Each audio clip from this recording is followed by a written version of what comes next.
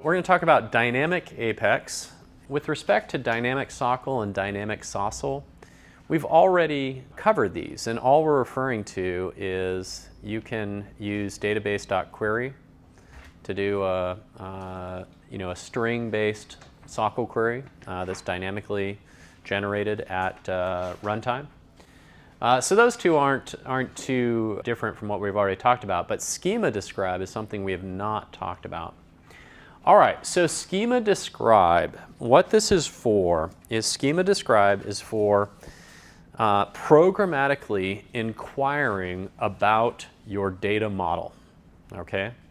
It gives you the ability to do something like return for me all of the pick list values for this pick list, okay? So if I'm going to be, maybe I'm going to be rendering a drop-down list, a select list in a Visualforce page, I want to populate that with all of the available pick list options, or maybe a better example would be radio buttons, which is not the default UI. I could then programmatically inquire, what are all the available pick list options for this particular field, okay? Another classic thing is to be able to access the label associated with a field or an object for that matter, okay? You've already seen an implementation of schema describe. And what we've seen is a list of all of the objects and all of the fields associated with those objects and all the relationships. Can anyone think of the tool that I'm referring to that's using schema describe functionality? Exactly, the schema browser within the Force.com IDE. Exactly. So we got back a list of all of our objects, and then we could expand it and get back all the fields. So if you were, let's say you were going to create some sort of Apex version of the schema browser, you could do that on your own by using this schema.get global describe. And what this would do is this would be the starting point for obtaining all of the metadata for all of the objects and fields within your org. Now, the way that it works is that we actually have a couple of things which happen here. And I'm going to spell this out a little bit differently than the way it's displayed on the slide. So it's a little bit different in the sense that we're going to be working with these things called tokens, and we're going to be working with these things called describe results. So using the get global describe, you are going to, on an object basis, you're going to get back a map of tokens. And the idea is the map is a string to token map. In other words, the key, the string, is the name of the S object. So account position _C. So what's a token? A token is a lightweight reference to that particular object. So one of the reasons we have this is when you call get global describe, we don't want to return all of the metadata associated with every object because that would take up a huge amount of memory. Instead, we return these things called tokens, and tokens are essentially this key, if you will, associated with each of our objects that we have within our org, whether they're standard or custom objects. So from the map of the names of our objects to the tokens, we can obtain the individual token for a specific object. So we start off with get global describe. We start off with the map. From the map, we can get the token. And the token is, like I said, that very lightweight reference. From the token, we can get something called the describe result. The describe result is the thing that has the metadata for that object. So this is the one that takes up a lot more memory. And we're able to say, okay, return for me the token for account, and then using the token for account, give me the describe result for the account object, okay? Now, part of the piece of metadata associated with an object describe result is the fields associated with it, right? So now, on a field basis, from the describe result, we can obtain the map of all of the fields associated with that object. From that map, we can obtain the token for an individual field, and then using the token for the field, we can receive or obtain the describe result. So that's the way that that works. Using the global describe, we are able to get the map of all of the objects, and then we then get the tokens, then the describe results, of which we can obtain a map of all the fields, and so on. Okay? All right. So let's take a look at this in some code. Here is a list of the different types of describe results. So the object result, the field result. There's also the child relationship associated with getting the list of all the child relationships.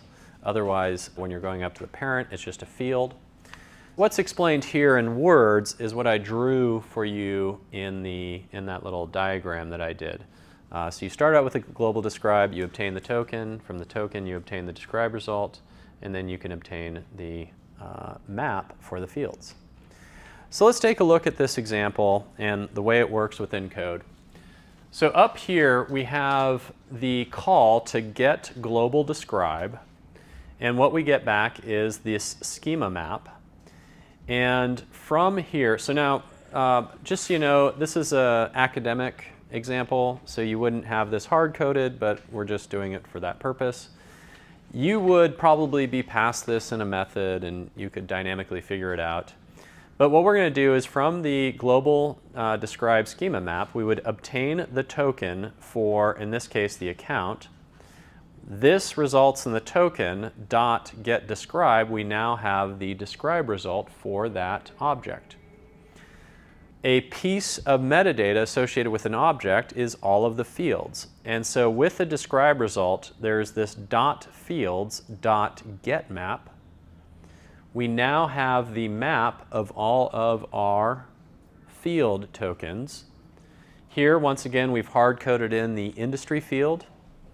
What we would do is obtain the token for that field, call get describe. We now have the describe result associated with the field. And one of the things we could do is, in this case, this one is a pick list, get all of our industry pick list values. So now we can access those, iterate over them, and then choose to display them or whatever it is that we'd like to do. Okay? From an existing SObject, you can obtain its token. So all you would do is, if here I have an account, I'm just going to say a1.getSObject type. I now have the token for that.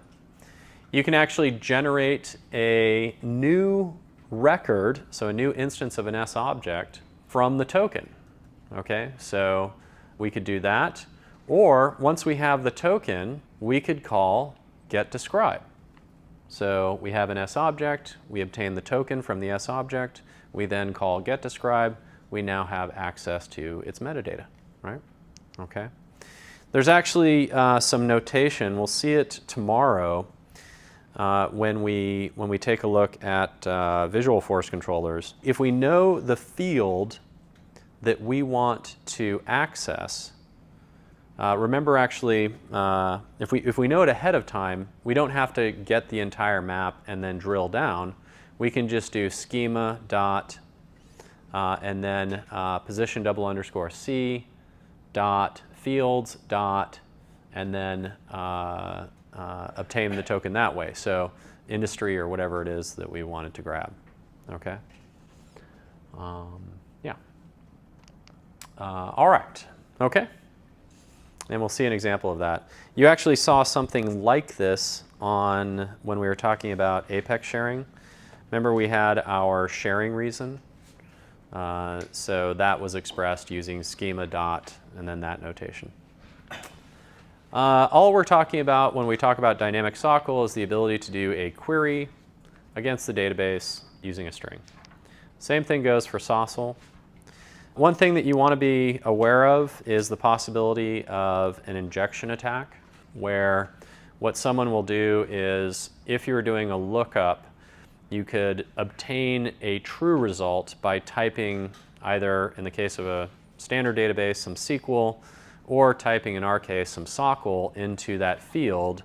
And the basic idea is this, is that you'd want, the person who's typing it in would do something like, enter in your password, and instead of entering in a password, they'd type in the string and, they type in or 1 equals 1. And so the idea is that by injecting that bit of SQL or SOQL into your database query, if you dynamically build up that query, it gets sent over the database, and it says, changes the query to be, is this password good, or does 1 equal 1? It returns back true. Now the person who typed that into that field has now gained access to your system. Okay? The SQL injection has been used in a number of cases.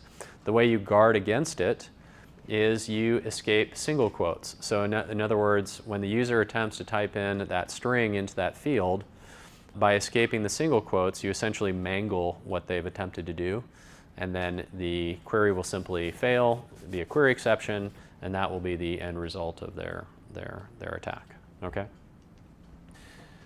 All right, let's see here. Dynamic DML. Okay, so dynamic DML is where we can perform DML without knowing the concrete SObject type of what we are writing to the database.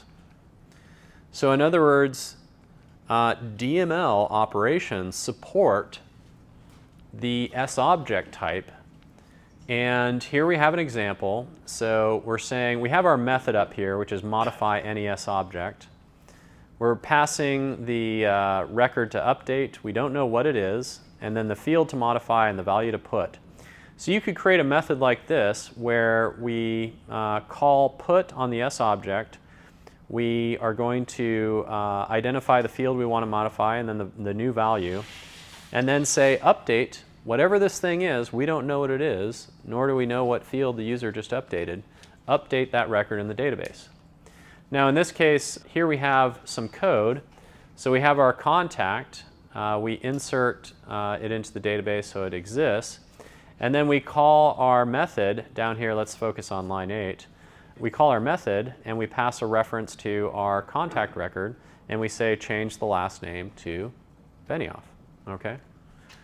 The advantage of this is you could create generic methods for, let's say, inserting data into the database, create your own exception handling logic, and essentially you have a wrapper for performing DML where you have universal exception handling logic, and now you can use it with positions, you can use it with accounts, you can use it with any of the SObjects. Okay? Pretty powerful feature and something to take advantage of. There is a minor problem with line 7, which is this is a new account, but we're doing an update, so you'd probably want to do an upsert. But anywho, all right.